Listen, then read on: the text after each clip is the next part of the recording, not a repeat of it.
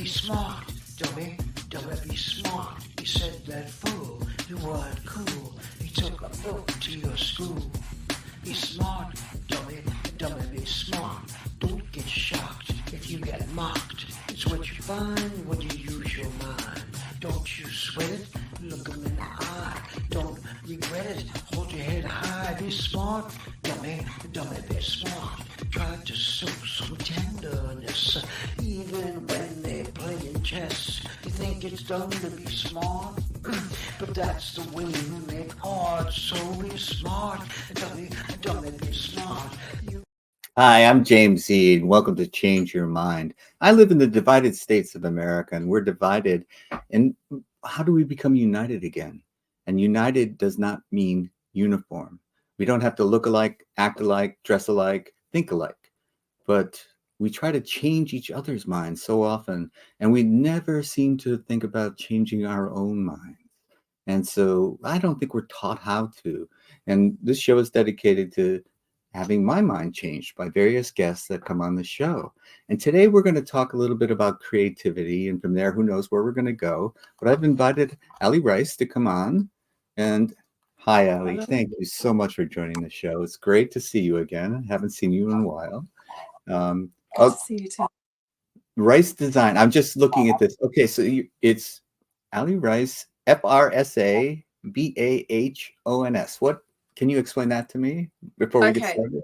The FRSA is that I'm a fellow of the Royal Society of Arts, and the BA Honours is a Bachelor of Arts Honours degree.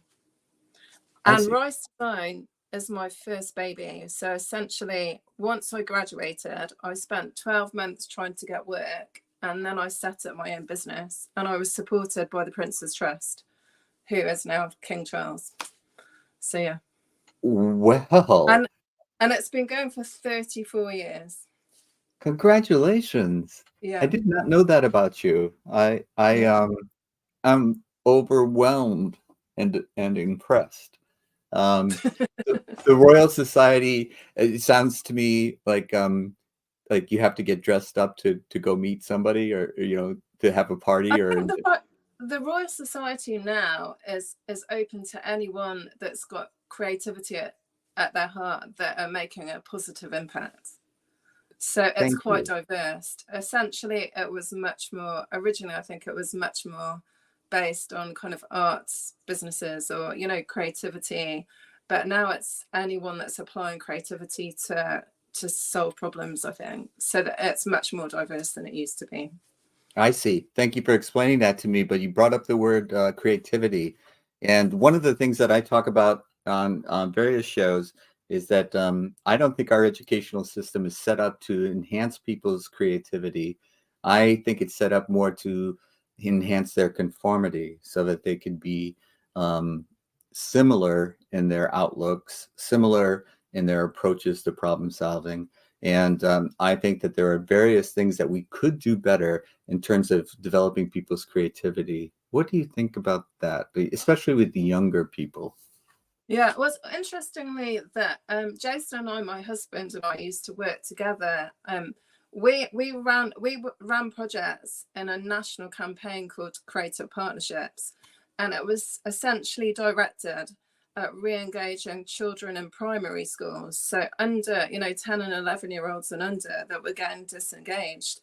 And essentially what's happened is that because of the introduction of technology and over visual stimulation, it's really hard to keep children engaged, more so than ever, utilizing the same techniques that teachers always have. And what was interesting about the creative learning projects that we developed is they were basically used to run a creative process. And essentially the other thing that happened is that all of the projects and the programs we ran were all student led. So essentially, even 4 and 5-year-olds like to lead on their projects as opposed to being told what to do. And essentially, it's about facilitating a process. So they're not only part and parcel of the program, but they do their own research. They implement their, so we've done all kinds of projects. Most significantly were animations. When they did their own research, they made their own models. And then that we used Google Earth to bring we did a Seas and Oceans project that was incredible, and these children were on the brink of writing. They made their own animal. They researched where they were from, fascinating facts. Wow. And then we Google Earthed from the school around the world, and the children were put into groups depending on in the world where these animals were found, and it's just incredible. And apart from, we didn't do any blood and gore, so predators didn't eat prey, and but otherwise it's incredible. And the thing is, so I've got this theory actually, that if we didn't differentiate between work and play, and we kept that playful energy through education, we'd achieve so much more. So and I think that creative process is really incredibly important. So and I think the thing is that one of what happened is most of the children involved didn't even realize they were working. Exactly. Now So I got to stop you because you pronounce words differently than I do. Sorry. And I call you Ali. Yeah, how do Ali. I pronounce your name? Ali. Ali. Okay. But I like the way you pronounce it too. It's cool. Ali. And because I heard process when I say process. Okay. Yeah. Process, But I have experienced what you're talking about when I teach chess in the schools. I used to do it quite a bit. And the kids think they're at recess. They don't know they're learning. And when they're at play, they're just like little sponges soaking up what you're teaching. And they don't realize it, and they don't think of it in terms of that. They think of it as play. And I think that introducing the aspect of play instead of work is very, very important in terms of unleashing people's creative potential. So I'm glad you brought that up. And do you think creativity is something you're born with, or something that can be enhanced? Like when you had a leader in their project, are some people just naturally going to do that, or others are just going to be more comfortable following? What do you think about nature versus nurture? It's interesting because I've got 2 children, and I remember their primary age, particularly in reception. So our kids go to school the year that they turn 5. So they go to school. So, the little ones, when they don't turn 5 until the summer, they're at school almost all of the first year when they're still 4 years old. And what's interesting is that even then, there's some children, if they're given a piece of blank paper and they're told to do anything, some children just love it, and others, they're scared, there's real fear. And I don't know whether that's because of their foundation experience at home, and whether, as we always read with our children, the first thing that our children did was draw, and I kept every single drawing that they made.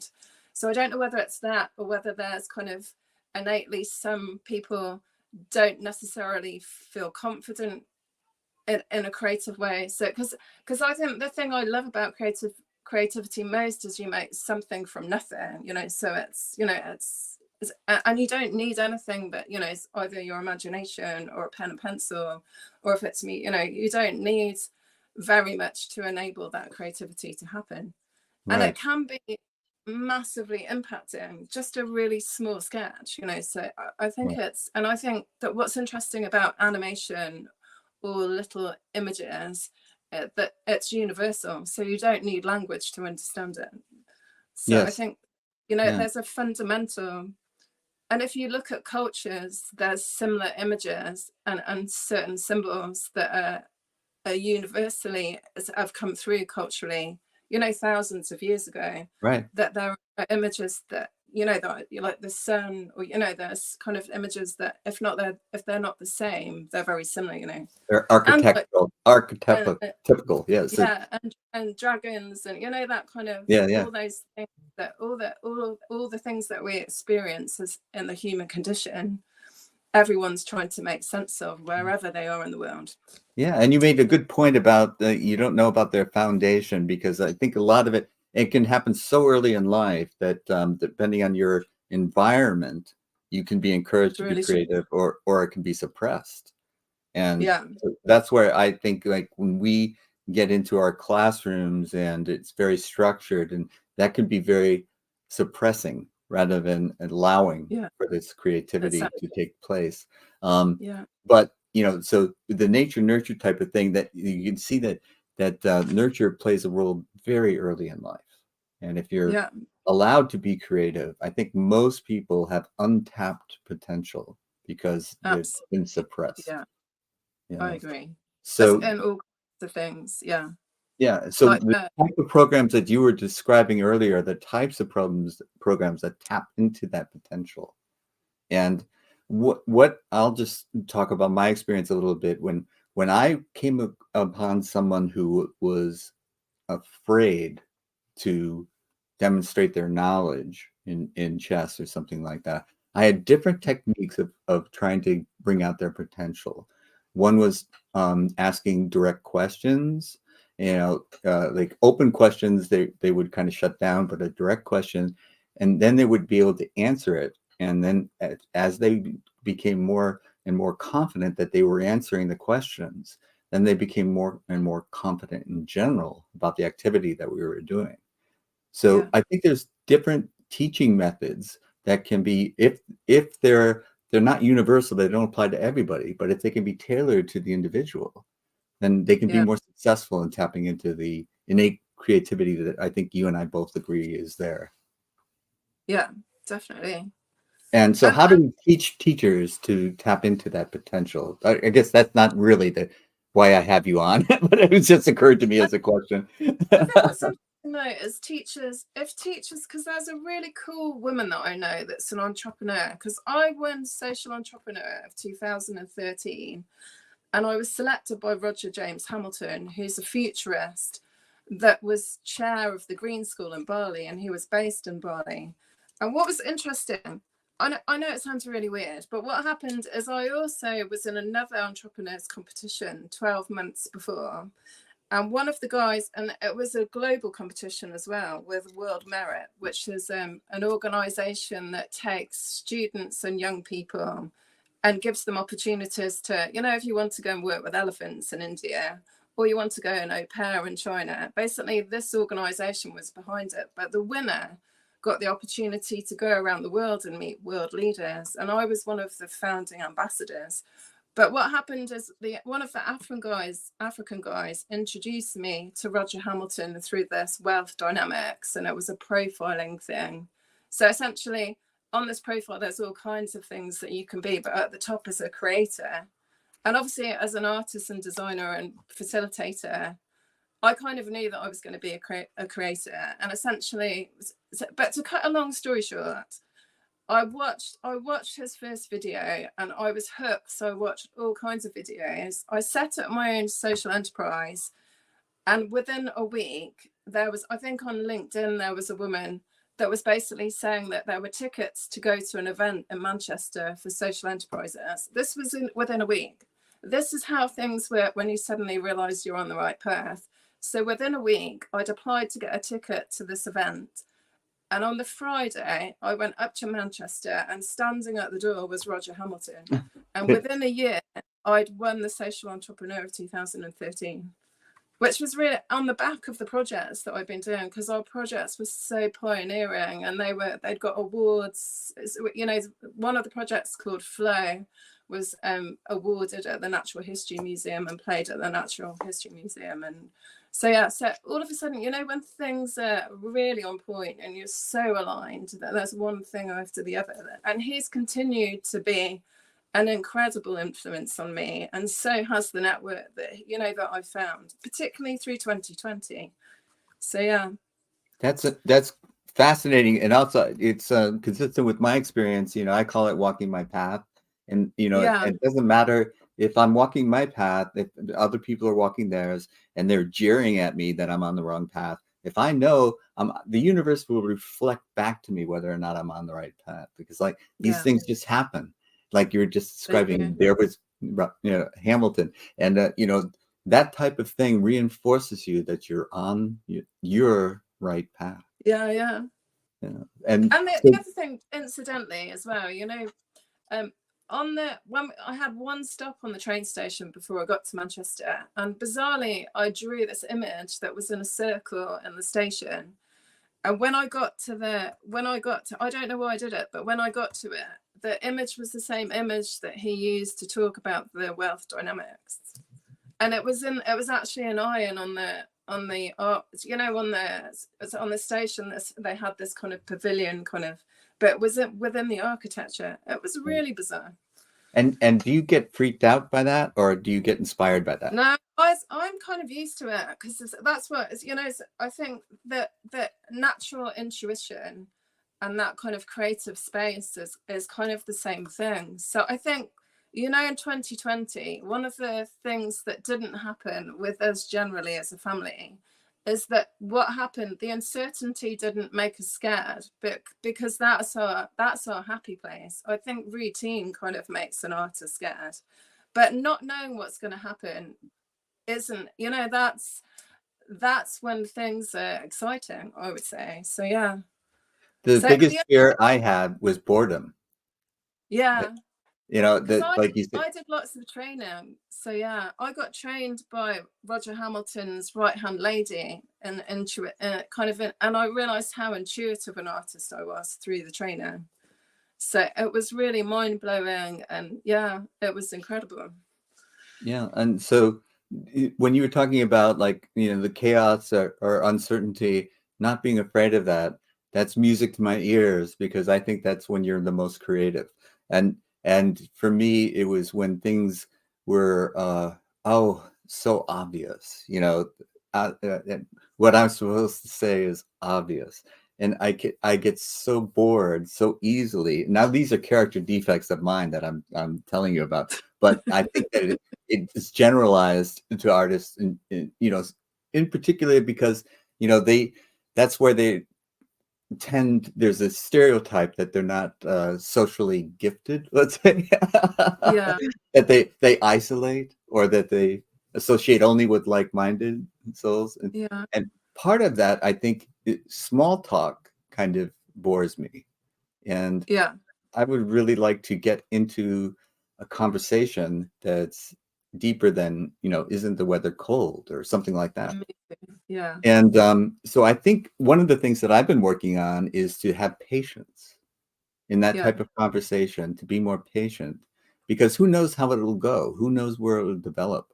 And I had a lot of inclination to just leave a situation, or change the subject, or just act out, or something like that, rather than, listen and be calm and relax and just let it go where it goes.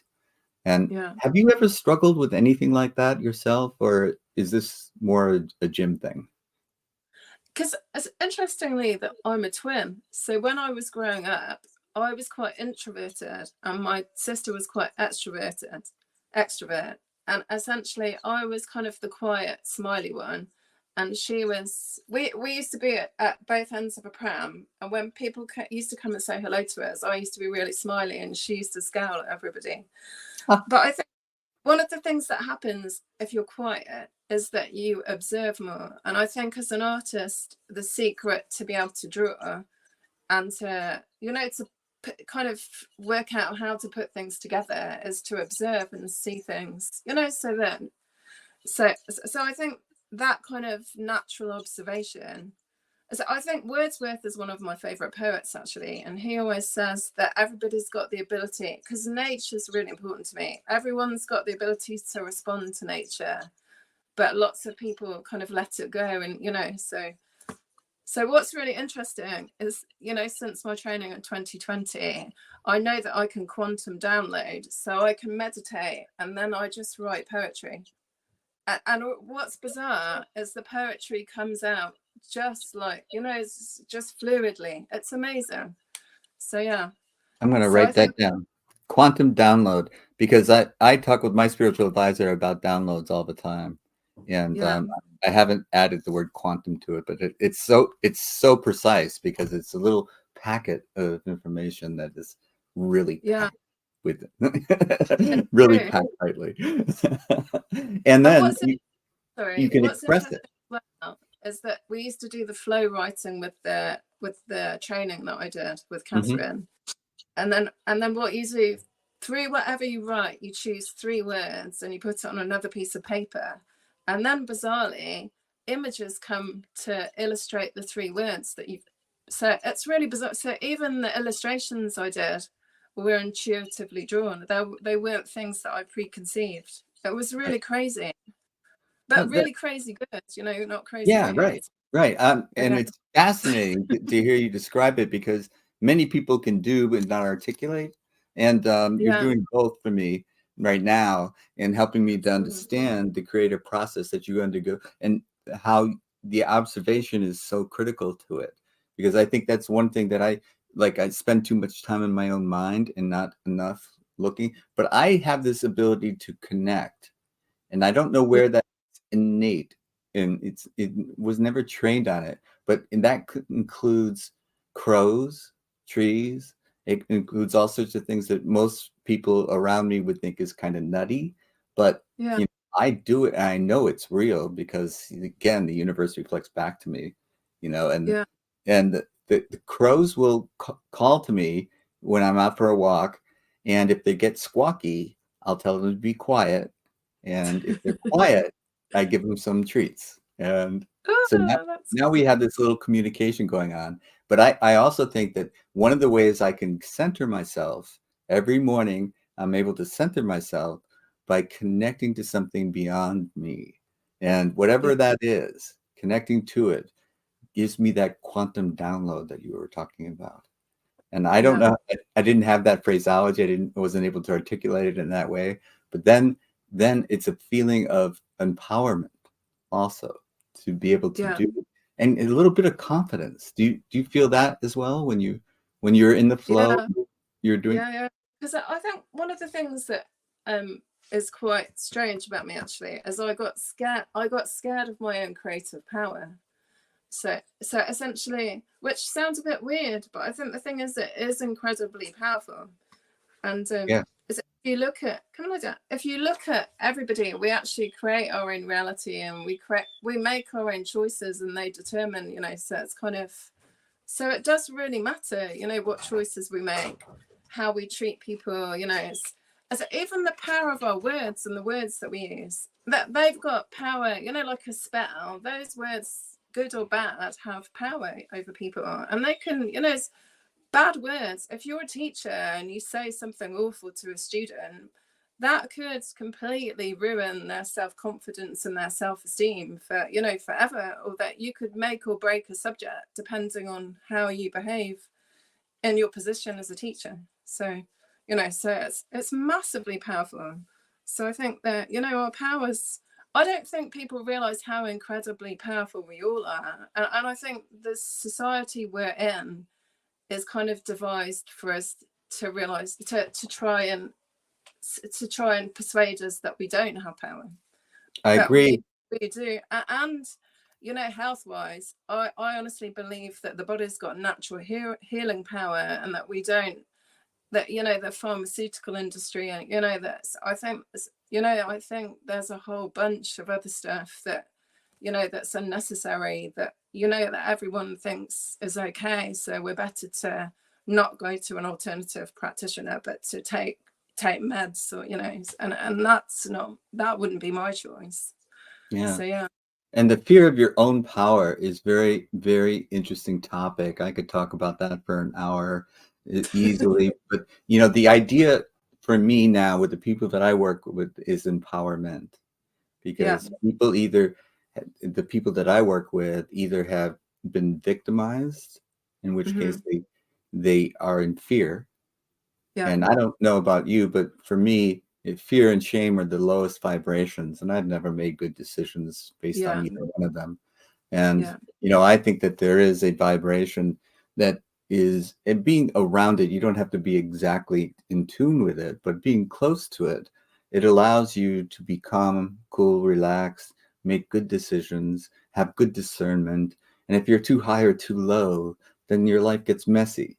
And I work with people that are low in the sense that they're based out of fear and shame, and how I struggle to empower them to regain their confidence in their own choice, their own choices, because in the past they made poor choices, but the past can form us, it forms us, but it can also inform us if we look at it without judgment and saying, oh, I'm a poor schmuck.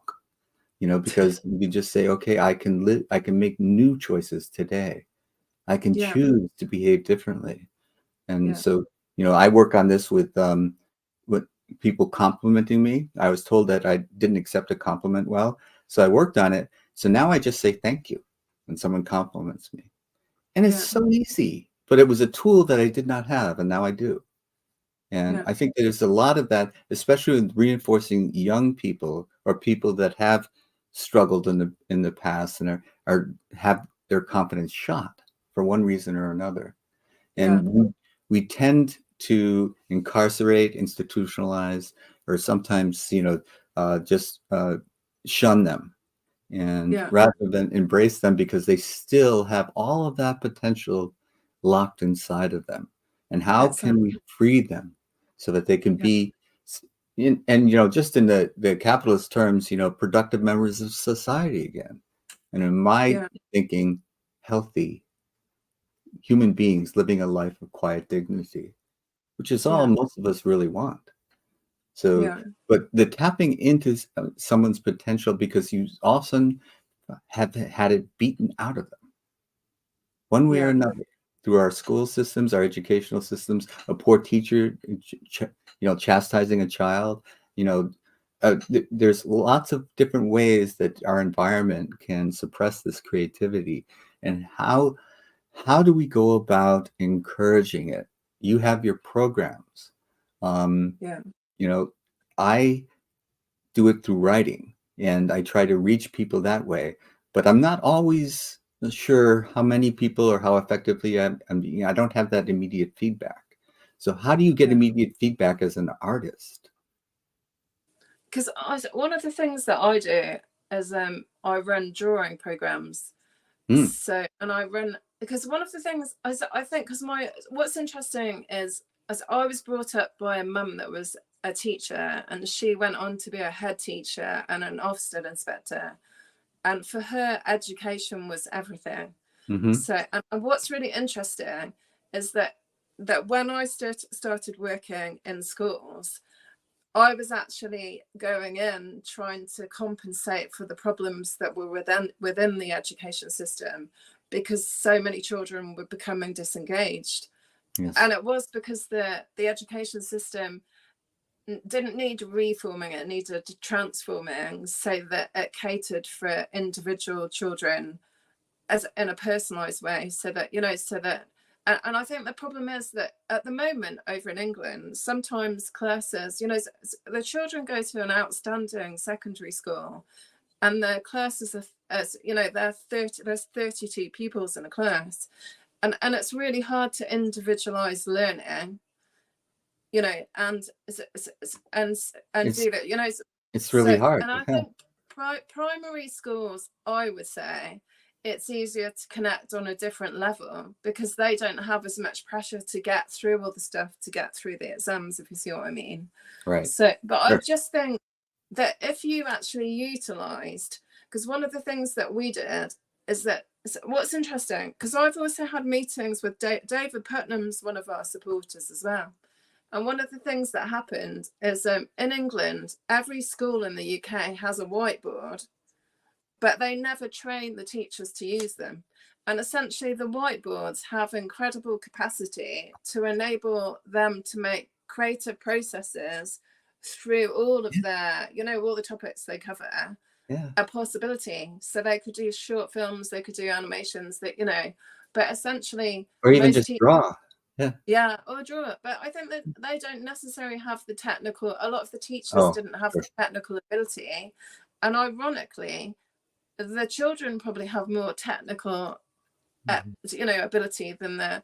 So I think it's a perfect opportunity to bring children in to kind of run the technical aspects of things because they know how to do Yes. it, so Yeah.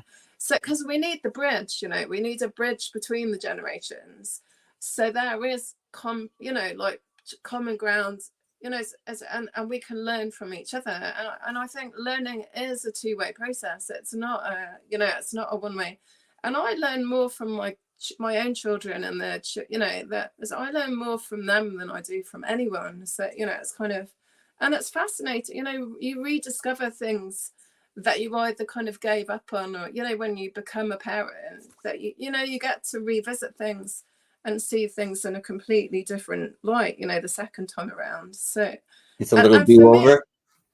yeah, you know, for me, you know, for me as a mum, as apart from making sure they were healthy and safe, I wanted them to achieve their dreams. And I spent 10 years working in California. And I think the thing is that people that achieve their dreams never give up on them. And I honestly think that people, and those gifts and talents, I believe, are there for a reason.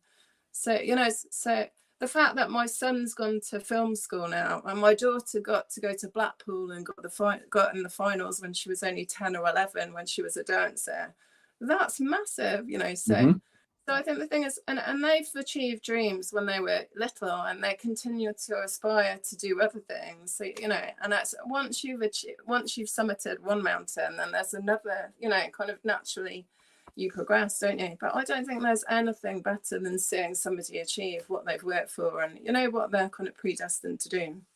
Right. So it's cool. And if someone is achieving something, you know,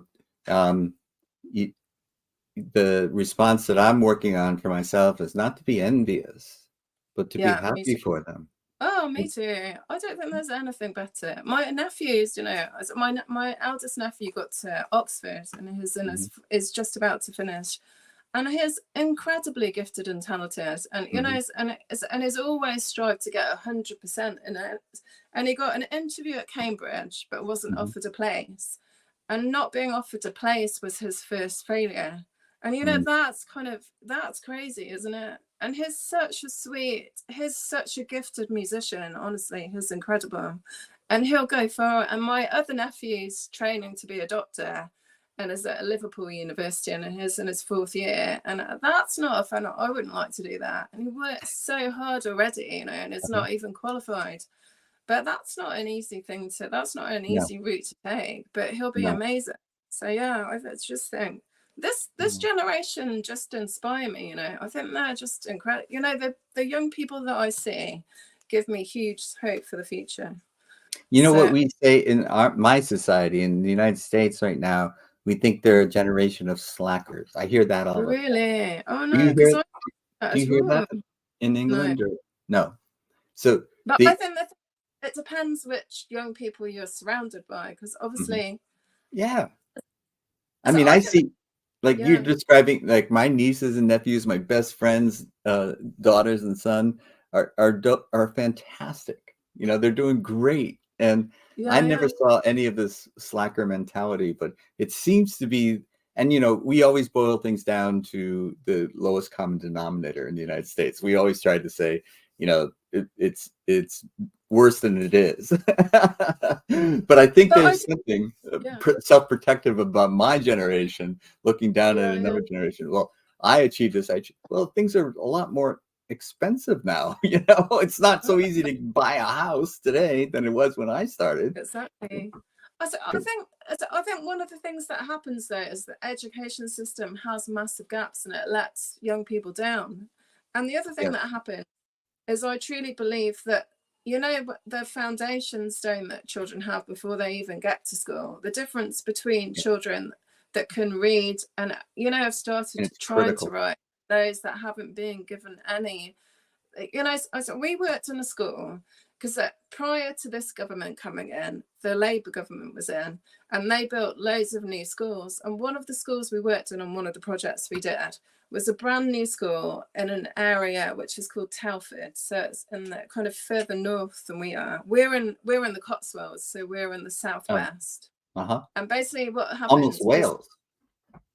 Yeah, we're about an hour away from, because Cota's at Cardiff, and he's at the University of South Wales in Cardiff, so it's not a Cardiff uni.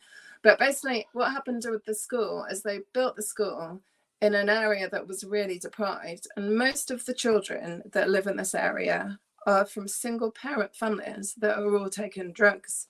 So basically, once these kids can walk, they're given free rein to walk around the estate. And they're not, because and basically the teachers that we saw before we started the project said that they literally had to tame these children because they were just left to their own devices.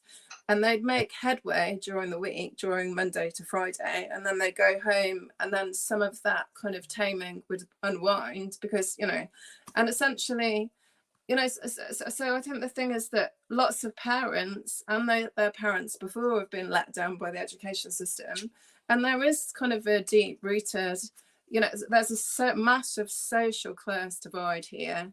There's also obviously a financial, you know, thing that goes on as well, and there's also a lack of respect. You know, there's kind of, you know, so I think that the old-fashioned values aren't necessarily instilled in everyone. And for me as well, James, because I spent 10 years in the States, I loved the West Coast more than anywhere in the world, and I loved it because they encourage you to express yourself. And in England, I felt very suppressed. And I never really found my voice until I came to the States when I was 21. And me and Jason spent 3 months putting portfolios together for Disney, and we did incredible things. But the one thing that I loved is the fact I got work with an interior designer, and she took me on just because she saw my ability, not because I'd had 3 or 4 years experience. And in England, unless you've had 3 or 4 years of experience, they won't look at you here. So I don't understand where they expect you to get your experience from if you've gone straight from school and gone to degree level. Right. So there's a cognitive disconnect there. You can't have, we won't hire you unless you have experience. Oh, how do I get hired? I just think, you know, that kind of West Coast mentality, and I only know California because I spent so much time there, was just refreshing to me. And I love the fact that a stranger would spend their time talking to you, whereas here, if anyone speaks to you that you don't know, they think you're a bit weird. So, you know, it's kind of, but that's for me as well, connecting is really important. I love communicating, and it feels like I kind of make up for lost time because I was so quiet and so worried about saying the wrong thing, or, you know, so as a child I was quite introverted. And there was always this lively, you know, it's this kind of this. The thing is that I was just inhibited, and I lost all my inhibitions, and it was so character building. And I basically ran programs in the middle of the wilderness with Girl Scouts and lots of international counselors. So one of my best friends from Moscow. Loads of my friends are from the States as well. Another one's from Nairobi, and just incredible. And they've stayed lifelong friends since. And I'm working with kids in the wilderness, doing things like creating, because we were away from technology. So we horsepacked through Yosemite, we kayaked on the lakes up there because we were in Bear Valley. We made our own kind of theatre productions, and they lit their own fires, cooked their own food. You know, and there were bears and snakes and, you know, huge sequoia trees. And so the thing is, and it was really about kind of being independent, not relying on technology, working together, you know, it was amazing. So, yeah. And it was an all-girl environment, bizarrely, as well. So there was only a maintenance man and a paramedic, and otherwise everyone else were female, which was a bit weird. That wasn't the best thing about it, but it was quite interesting. But it was so, you know, I always call it my renegade years because it just completely transformed my life and my outlook. So, yeah. Well, that goes to the nature nurture thing, that you had it in your nature, but it wasn't until you got the right nurture that it was able to be expressed. And I think that this is you know, we get called softies if we want to nurture someone's talent and allow it to be expressed. Because we're supposed to be hard, you know, and competitive and winner take all kind of attitude. And it's one of the things that, you know, being on the West Coast, because I grew up on the East Coast, and the East Coast is very much different in that sense. And the East Coast tends to be more competitive, and the West Coast more cooperative. And that's a very big generalization because, of course, there's all sorts of people everywhere. But, you know, my experience on the West Coast was much more suited to my nature, which is to try to help those less fortunate become as fortunate as they can be. And I think that the lifelong, you know, I always say that I always get back more than I give. Because when you see someone blossom, that's such a gift. that you're giving to not only to them but to yourself as well, to see it happen. Yeah. And you know, you can't get that if you're making a computer run faster. You know, it's like Right. it's not to put down anybody who's making computers run faster, but there's certain things that I think that we don't value enough, and that's Yeah. how self-expression is so important, and nurturing that so that rather than suppressing it is critical. But It's our society, our school systems are designed for uniformity and conformity, and not yeah. to individuality. So Yeah. how do we as a society address that? You know, I don't think it's ever too late. You were 21 when it happened to you, you know, Yeah. and I've known people older than that just started painting or just started pottery or just started something.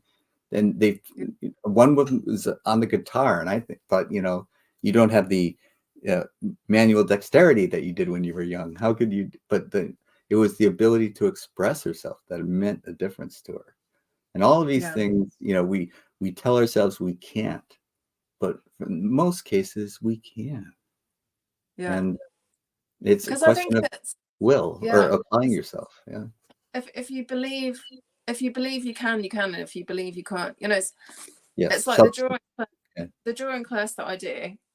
I give them fundamental basics so they can pretty much draw anything, and it's based on symmetry and having, you know, lines and just seeing where the connections are. So if you draw an animal, it looks about where the joints are. So it's almost like breaking it down to a stick figure first, so you Uh-huh. know what's connected with what and how it bends, and then putting the muscles over the top so that you can kind of understand why a dog's leg bends backwards instead of forwards like ours, and why it lies down, you know, the bottom half of its legs flat, you know. So it's kind of and the fundamental drawing skills that I give are actually skills that we got when we worked with one of the first Disney animators that we met, and we did some workshops with him in Sacramento. But they're incredible.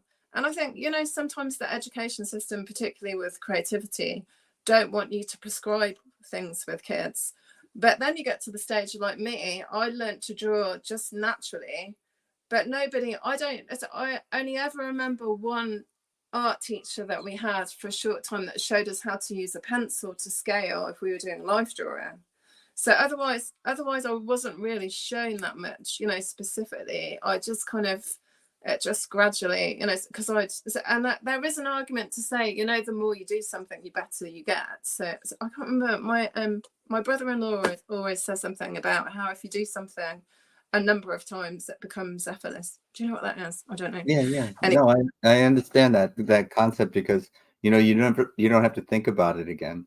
And, you know, a lot of the things that, you know, I can't draw at all, you know, Really?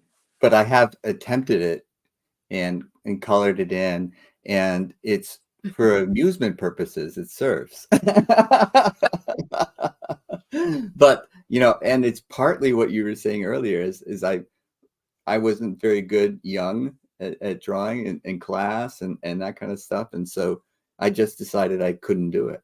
And I never tried until I was challenged as an adult in one of my, it was a yoga kind of session, but it wasn't just about poses and that kind of thing. It was about the yoga philosophy. And, Yeah. you know, and I said something like, oh, I just can't draw. And so I got homework assignment. And it was amazing to me that I could draw much better than I thought I could.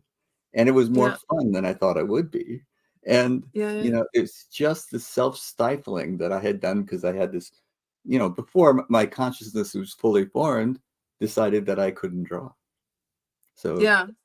Because I I didn't try. actually think one of the interesting things about artists is they are singled out really early on. So for as long as I can remember, I was singled out as a good artist at school, even when I was like 5 or 6. And Mm-hmm. when we work in schools, the same thing happens, so that the teachers identify where the artists are. And Mm-hmm. that what happens then is the ones that aren't singled out don't think they're very good. Right. So it happens quite early on. And my Yes. mum used to, you know, is that my mum always talks about when I was very, very little that I saw a slug, and it was a really big slug, and it had just rained, and apparently there were lots of iridescent colours on it because the sun was shining on this. Uh-huh. And I showed mum and said, look at that, how beautiful it was. And she said it was the first time, because she wasn't particularly keen on slugs, that was the first time that she'd seen something that she was kind of gave her the heebie-jeebies, that, you know, she saw the beauty in it. So yeah, so it's quite interesting. Yeah. And it's also the powers of your observation at work there too. Definitely. So yeah. I wondered, because I'm coming to the end of the show, and I have to ask you if there's anything you want to say about creativity in general, that I didn't ask you, didn't prompt you to respond to. Do you have anything that you want the viewers to take away from your experience, your gifts, your life experiences about creativity?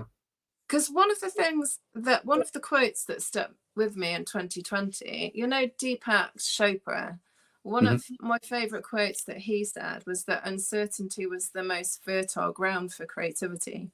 And I also extend that and say it's the most fertile ground for imagination and innovation as well. And I think the thing is that essentially, and I always set out, to be honest, when I got my A-level results, which is our advanced, I got a really disappointing grade in English, and I was predicted an A, and I got an unclassified. So I had to have my mark, and I was gutted. And next to me was my friend that was planning to go and do medicine, and she also got disappointing results, and her mum turned around basically and said, you know, your subjects you do are all artsy, and that, you know, and Marion's doing these real subjects because there's, and you know, one of the things that's really, it's probably completely governed my whole path, to be honest, is that I wanted to prove that arts and creativity was much more about, you know, if you look at Michelangelo and Da Vinci, that it's a real thinking, feeling. You give your whole soul to whatever you know. It's kind of, and it's that there's much more involved, and it's not just a superficial kind of decorative. It can be as well, but you know, and it really is about finding solutions and working together and collaborating, and you know, and everything that anyone's ever created.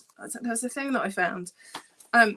From imagination is the form of everything that is basically an imaginations, and that creativity has enabled anything that man's ever made or happened, you know, or produced, or is from the imagination and that creativity. And I think Sir Ken Robinson, if anyone looks at the RSA anime, there's Creativity Matters and Changing the Education Paradigm are really short animations that are well worth seeing because they're just incredible. And I think the last thing that I'd say is that you know, Einstein, I love his quote that the intuitive mind is a sacred gift and the rational mind is a faithful servant. And we've created a society that honors the servant and has forgotten the gift. Wow. And the thing is that we all need, you know, we've all got genius and talents. And I think if we had an education system that focused on trying to get young people and you know, children to focus on those gifts and talents and pursue them, we'd just be in a happier place, wouldn't we? I agree. Yeah. Well, talk about food for thought. Golly, my goodness. Well, thank you so much for joining me for this delightful conversation. You know, and I have to say that it's one of the things where we value things that we like. If we want to get to the moon, that has value, and so if you're a scientist, that's valuable. But if you want to express art, you know, people say, well, how do I monetize that? But it's not about necessarily monetizing it, although, you know, with all the social media now, that's pretty much a lot of what it is.